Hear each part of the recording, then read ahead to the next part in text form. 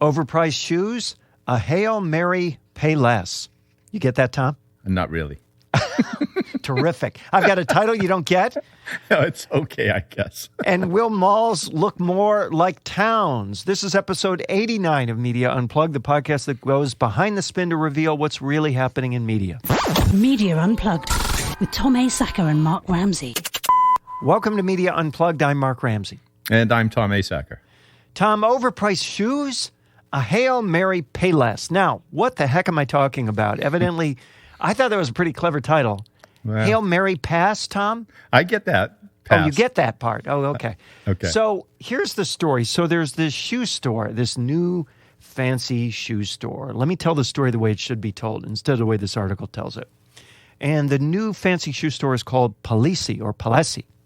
And the shoes are very expensive, very high-end, very good stuff. So these guys, they had a fancy Instagram account, a fancy website. They invited 80 influencers in. And we all know the beauty of influencers is that they're paid to have followers and pretty much only that. Right? So over 2 nights, these people flooded through these stores, these influencers, and they spent thousands of dollars on these shoes. One shopper spent $640 for a pair of boots. This is, these are not insane prices for shoes, except for one thing, Tom. Which is? They were all Payless shoes. So now we've seen this kind of thing, this marketing thing, many times over the years, right? Where someone dresses up, that's really, what's the coffee that they were drinking that was like Folgers or something? That was Maxwell House? I don't remember. But chock full of nuts? I don't know. But, fooling people is one of those kind of evergreen marketing tactics intended to prove a point, which I strongly suspect, and that's why we're doing this, ends up being the exact opposite of the point they try to prove. Okay, so the responses to these guys were, oh, wow, these shoes are of fantastic quality. I'm so impressed at the quality of Payless shoes. Now, Tom, do you think that the lasting impression by people who get hip to this tactic is that, wow, Payless shoes really are fabulous quality despite their low prices? Yeah, I've been waiting to hear your thoughts on this. Look, I like the execution. I mean, look at the name. It's brilliant, right? Payless. Payless, yeah. Payless. I'm just not, I don't know if we've done this before, but I'm not sure about this strategy. You're right. It's been done before with wine, with coffee, with fast food, with fashion. I mean, do you remember the Fruit of the Loom stunt? It was like a couple of years ago. They opened up a pop-up store. I think it was in New York, in Manhattan or somewhere. So it's this chic, high-end lingerie store. They called it just Fruit, F-R-U-T, with, the 2 dots over the letter U. To prove how fancy their underwear really was. Mm-hmm. And it was the same results, right? But all they really proved is that human beings can be primed to experience something based on the expectations of that something. Like, it's like the placebo effect. Right. So when people are treated to, an exclusive showing because they're an influencer or they see a high price on something, their brains link those cues to a greater expectation of value or reward. And that changes, in fact, both their perceptions and their feelings of that thing. They've even done MRI where they've shown that the same bottles of wine that have different pricing on the labels actually taste different to people because their brains created an expectation. Right.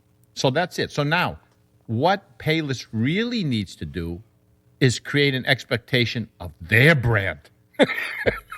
Yeah, I mean, that's a really good point. So, in fact, what they've done is they've illustrated very clearly what their brand is not. Right. And then left folks to wonder, well, then what is your brand? Why should I buy Payless shoes? I mean, you're telling me that they're every bit as good as other shoes. But as you just illustrated, all these other experiments, it seems to me, tend to reinforce a couple things. One, they tend to reinforce the idea of humiliation, and nobody, least of all an influencer, Tom, wants to be humiliated.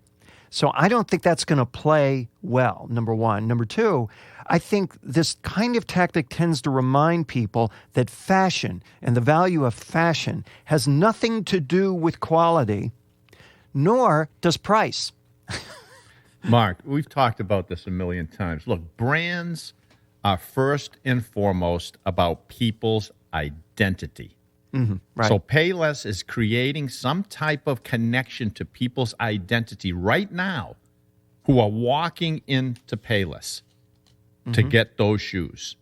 And it's all based on the look, the feel, the location, the pricing. All of it means something to someone about who they are if they shop there. That doesn't mean you can automatically draw in other people because someone got fooled into thinking that they were better shoes than they really were.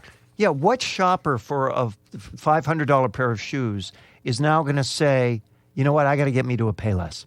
No, I see what they're thinking that this is going to do, which is it does nothing other than get their name out there. They thought what it was going to do is have someone like you or me who's getting ready to buy a $90 pair of shoes to say, hey, I can save $60 if I go to Payless. Right. It doesn't work like that. No, it doesn't work. This is the thing. It's been done time and time again, and it never works like that. And here's what it left me wondering. Wouldn't it be a better idea for Payless to open a chain of stores called Palessi? Yeah, exactly. With premium price shoes? The shoes. Well, do what General Motors does, right? And put the same, the same innards of a car in a different chassis and call it a luxury vehicle. That's essentially what they do. I mean, the insides of these cars are largely the same when you're dealing with someone like General Motors. Why is that any different from shoes? It's clearly not different from shoes, which are, last I checked, significantly less technologically no, wait a minute. complicated. But see, you're missing. They would have to definitely have a different design because you wouldn't want to be walking through the mall wearing your $600 pair of boots and have somebody walk out of Payless wearing the same boots. Tom, people are never going to encounter, people who buy Palessi shoes are never going to encounter a Payless in their lives. Okay? And vice versa. That's the way. This is why people go crazy over, knockoff Gucci bags in Times Square. But that's a very good point, Mark, because you see, that's what destroyed luxury car brands is because all these cars were not hidden from everyone. They were all on the same highway. So once everyone started driving Mercedes, it kind of lost the cachet. This is why communities are called gated communities, right? Because the fact of the gates, even though they open all the time and you can climb right over them somehow, they don't even keep snakes out, let alone criminals. And yet, the notion of gated community implies we are inside, you are outside. It's I don't know. We're getting awfully close to The Walking Dead, Tom. That's all I'm going to say. All right. You're listening to Media Unplugged with Tom Asacker and Mark Ramsey. Will malls look more like towns? I found this to be just fascinating, Tom. This is from Axios, a really interesting piece on the future of retail. I think we can all agree on one thing, and that's that the local mall isn't what it used to be. I could probably drive to the mall right now. Here we are, early December, and I think there'll be plenty of parking spots. I think so, too. It's not what it used to be. So there are those who feel that it's that the end of the mall is not near. It's a redefinition of the mall that's coming soon. And at the root of this is something that's going on in Columbus, which is Test Market Capital USA, where they're, as they put in the article, looking to survive amid a retail apocalypse by doubling down on the much-derided mall. There's a Turkish developer, whose name I'm not going to pronounce, who is trying to expand a mall into what he calls a bona fide town at a time when all these other malls are downsizing. And this struck me as so interesting. So he envisions a real town where you can rent an apartment, go to work, get your groceries, go out to eat, even go clubbing on the weekend. And he's spending $500 million to make this true. He's going to have, in one place in Columbus, he's going to have 700 apartment units, an additional 250,000 square feet of retail, 300,000 square feet of office space, and a new hotel. All of this in one place. So he's re-envisioning this place so that it's not so much about, here's where you go to shop, you go somewhere else to live, you go somewhere else to work out, you go somewhere else to party. Right. He's saying, no, it's all there. It's instead of, making it a separate place, he's making it all one place. It's like a little playground that has, living space, workspace, and play space all in the same spot. I thought this was fascinating. What did you think? Well, okay. I've been thinking about this for a while now, but probably about the last 4 or 5 years. And so, first of all, that's called innovation. When you're trying to figure out what people's actual desires are and making something that will attract those desires, right. That's what innovation is about. I think that the bet can be made for a lot less money. So let me give you what I've been thinking about as far as possibilities of malls for a while. I've been watching, I'm a freelancer, basically, right? And I rent my own office space. I've been watching office space rents climb for the last 10 years. Mm-hmm. And it's because this gig economy is exploding. I mean, look, you got WeWork is valued at, I don't even know what, $20 billion. And I don't know if it's for the real estate or what, but it is growing. So I'll tell you what I see in my office building all the time. Problems with parking. I see during hot summers and cold winters, people don't leave the office building, gets them stuck in there. They don't go out to eat. They don't go out to shop. They rarely go out to meetings. Mm-hmm. So why don't malls convert some of their empty space and all that abundant parking to office space for growing numbers of freelancers? High-speed internet access. You've got restrooms in there. You've got food courts in there. You could take and make one of those anchor stores into a high-end gym with yoga classes and showers. And I mean, think about that. All the serendipitous encounters you would have just by walking out of your office into the mall and seeing all these people that you never see because you're cooped up in an office building someplace. And instead of all being there to shop, they're there to shop, they're there to eat, they're there to work, they're there to live, they're there. One of the points that I was thinking about as I read through this is that the future of retail by this theory is not so much about buying, but about being. And I thought, that just feels in tune with the times, in an era when we want to own fewer things, we want to take rides in Ubers rather than own cars. We want to, rent scooters that happens to be sitting outside our door rather than walking. The idea that everything is this close to you, that you don't have to travel far, you don't have to get in a car, you don't have to get in an Uber or a Lyft or anything. That's what I'm telling you. It's all right outside your door. And it struck me that, these experiments have been arising for a while. I remember when I lived in Philadelphia, my apartment at that time was really close to kind of a suburban shopping area. It wasn't a mall by any stretch, but it was just a little nice little upscale shopping area by a train station. And it was cool. It was one of the attractions to being there, which is you could walk out, you could sit out by the place, by the Starbucks, the J. Crew, whatever. It was all a short stroll away from your door.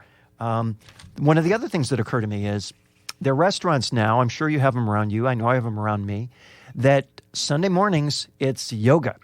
Before the restaurant opens on Sunday, it's yoga.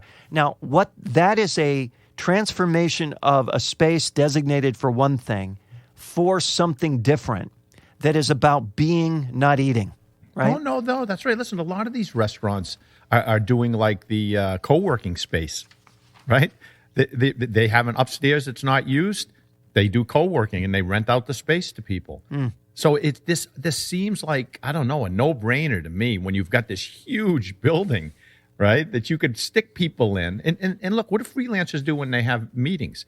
They have to get out of their office and they have to go to some coffee place, drive someplace, and meet someone. Instead, have that guy come to the mall where you already have coffee places and restaurants. And it's true. I don't know. That's just my thought. It makes so much sense. I think this is very, very in tune with the times. And the way the thing closes is his bet is that the mall can be saved if it's part of a small contained town. And here's the key part, that you never have to leave. That's it. Now, if there's anything that people want, right, it's convenience, familiarity, make it easy. make it close. I mean, this is why my wife owns a yoga studio. The people that we've got a couple of ads out there on Google. One ad is about, the value of yoga, and the other is literally, the ad is, we're close to you. That's it. Guess which ad gets a lot more clicks? Of course. All right, Tom, it's time for rants and raves. What do you have this week? All right, this is a rant. You may have seen this. It's about that. It's about this ridiculous manifestation of what's wrong with all of us, and it's called Cameo. Have you heard about this thing? No. Okay, this is interesting. So here's how it works. It's an online platform where anyone can go and pay to have a celebrity do a shout-out video to someone. Like, obviously, a fan of theirs, but maybe someone you know. Okay, so if, for example, and this is extreme, but this could happen. For example, people listening to our podcast can go to cameo.com, and if we're on there, they can pay whatever we decide to charge them, and then we'll record a video shout-out to them or to someone they want to gift it to. What the hell is wrong with people? Now, how I learned about this was the legendary NFL quarterback, Brett Favre. He did a $500 Cameo shout-out for someone. And this someone turned out to be a member of an anti-Semitic group who then took the video and spread it all around online, implying that Favre supported their hateful cause. Okay? So here's my question mark. First of all, why would any celebrity, someone who has achieved success, do a shout-out for anyone other than a sick child? And why on earth would they ever charge for it? So that's my rant. Please. I just have to say that I of course had to look this up while I'm talking to you, and unsurprisingly, Perez Hilton's on there. But more surprisingly, one of the things on there, it says from Newsday, it writes about this site, Cameo.com, and it says, for $25, you can send your dad a greeting from June 1985 Playboy Playmate Devin DeVasquez. What the hell is going on with people, Mark? I thought, you know what? I don't know that my dad wants to hear from his favorite Playboy Playmate from June 1985, but yeah, I'm glad.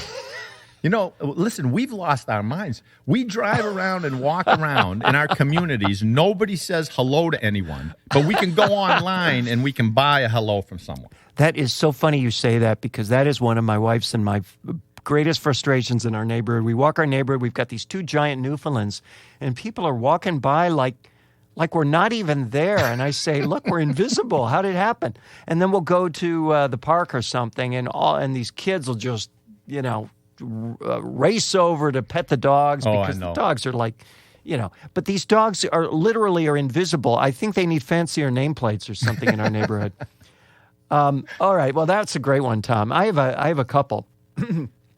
First one, I thought this was kind of a rave. And I realize that this is kind of more of a stunt than anything else, but still I have to talk about it. Are you familiar with this thing called a Capital One Cafe? I saw some commercials on. I don't know much about it, though. Yeah, is it a real thing? It is a real thing. There aren't a ton of them right now. Maybe there never will be a ton of them. And yes, it's absolutely much more of a. It makes a great ad, I will say. But the idea is that they've this is very much along the lines of what we just talked about with the mall. The one of the greatest questions of our era, one that I ask my clients, you ask yours all the time, is: are you really what you think you are? Are you really in the business you think you're in? Are you really doing what are you for really? And I think when people ask that question about a bank branch, they're able to answer it differently today than they used to have to answer it, because today, of course, we have electronic banking. There's really virtually almost no reason anyone under a certain age needs to go into a bank, except for the fact that, well, what if you still have bank brands? You still need to make decisions between banks. If you're a Capital One, you still want to move people to your brand. How in the world are you going to do it if you can never touch them and reach them personally, right? Right. So The Capital One Cafe is a really interesting thing. They've got one up in L.A., and you can go online and see some material about it. They've got workspace in there. They've got essentially a Pete's Coffee House in there. They don't have tellers. They have ambassadors. The ambassadors are there to answer your questions about Capital One accounts. Cafe events. Yes, they have events. Or last night's big game. No appointment necessary. They also have not bankers, but money coaches. You can make a free one-on-one coaching appointment. Our certified life coaches are trained to help you connect your finances to your goals and dreams. Tom, it's very, very hip space. There's people in there. It looks much more like a coffee house than a bank branch. There is no one in a suit and a tie. There is no one over the age of 40. There are pictures of associates there with, balloons on their head. I just thought it was an interesting reformulation of what it is to have a bank branch. It's much more of a community center, which is, after all, what a Starbucks is, right, than it is a bank branch per se. So I found that interesting. What do you think about that? No, look, I think the idea is great, especially if they're targeting millennials, because I don't know if you've talked to a lot of kids today. And I say kids, I'm talking, 25 to 35. Many of them have no idea how to purchase a house, how to finance things. This just wasn't on their radar screen in the past. They're coming to it late. So yeah, they Ubered to the bank. Right. They don't have a checking account because what the heck are you going to do with that? Exactly. Nobody has checks anymore. And then they're going to take a scooter back home. So, but no, you're absolutely right. And that brings me to my final, and this is a rant, not a rave. This is from Tube Filter, and the title is Superwoman Lilly Singh announces break from YouTube to focus on her mental health. Now, I love this. The break from YouTube will help her mental health. I think some therapist somewhere along the way must have obviously said that to her because, yes, we're talking about someone who has more than 17 million subscribers across her various channels, who has 59 million views per month, right? She has billions of collective views, Lilly Singh does. Unbelievable. So in her goodbye message, which of course is not goodbye forever because no one in their right mind would say goodbye forever to 17.2 million subscribers. Wait, I forgot. She's not in her right mind. That's why she's saying goodbye, but not forever. I'm going to be real with y'all. I am mentally, physically, emotionally, and spiritually exhausted. She's actually spiritually exhausted, which I found fascinating. So she said, I've been doing YouTube consistently for 8 years. For 8 years, I've been putting out videos. A lot of those years, I've been doing it twice a week, plus daily vlogs. I've enjoyed it. I love it. But it doesn't take away from the fact that it has been a lot. She added that she doesn't feel like she's entirely mentally healthy, which is, a great message with 17.2 million followers, and noted that for her, it's not possible to address mental health when she's, quote, constantly pumping out content. Oh, man. I love this. A lot of that content, she said, is part of her struggle. Here's what she says. I haven't been super happy with a lot of the content I've created, she explained. You're going to love this. The thing about YouTube is that in all of its glory, it's kind of a machine, and it makes creators believe that we have to pump out content consistently, even at the cost of our life and our mental health and our happiness, because if you don't, you'll become irrelevant. Tom, it's YouTube's fault that she's pumping out content every day. It's YouTube's fault. Well, she should sue them. She should. That's a really excellent point.